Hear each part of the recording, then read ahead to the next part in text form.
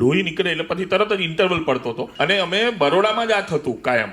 અને હા, એટલે બરોડામાં પછી અમે એનાઉન્સ કરી ડોક્ટર હોય તો સ્ટેજ પર આવો. પછી એકવાર ઓડિયન્સમાંથી સંભળાયું આ લોકો દર વખતે ડોક્ટર કેમ બોલાવે છે, કારણ કે ટ્રેનનું પતરું નીકળી રહ્યું છે. અને આજ જાનકીની એક બીજી આજ જાનકીમાં બહુ જ સ્ટોરીઓ થાય, કારણ કે એનો સેટ એવો ને એવું બધું. તો મારા વાળ લાંબા છે, હવે એમાં સેકન્ડ હાફમાં પેલો ચોટલો વાળવાનો છે. તો પછી શો પત્યા પછી બધા મળવા આવે ઉપર, તેવી કંઈક ચર્ચા ચાલતી હતી કે અચ્છા આટલા લાંબા વાળ છે, સાચી લાંબા વાળ, સાચા વાળ છે, આવું બધું. તે એક અંકલને ખબર નહીં અંદરથી શું આવેગ આવ્યો, તે એમણે મારો ચોટલો ખેંચી લીધો. ચોટલો ખેંચ્યો પાછળ આવીને ચેક કરવા કે આ સાચો છે ખોટો. એક તો કાકાના બી આપણાથી ખેંચવાના જ હોય, કારણ કે ત્યાં તો બધું લીસું સપાટ હોય ને, કરવા જાવ તો શું એવું થાય આખું.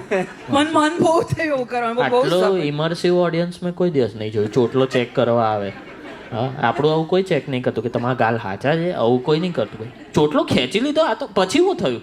એટલે થિયેટરમાં એવું છે કે જેટલા તમારે જેમ કહેવાય ને કે આના રંગમંચ ઉપર હમણાં 2000 શો પૂરા થયા. ક્યાં વાત છે, જોરદાર. એટલે એની સાથે આવા અનુભવો ત્યારે આવે એમ. એટલા બધા શો કરો એટલે હવે જાતનું એમ જ છે કે હવે શું બાકી રહી ગયું છે, એ બધું થતું રહે છે એમ. એટલે ચોટલો ખેંચવો was very surprising for us also. પણ એવા કાકાને ના એટલે એ મને અમે ડઘાઈ ગયા, એ ડઘાઈ ગયા, બધા ડઘાઈ ગયા, અમે ડઘાઈ ગયા, ઓડિયન્સ એ મળવાય તો એ ડઘાઈ.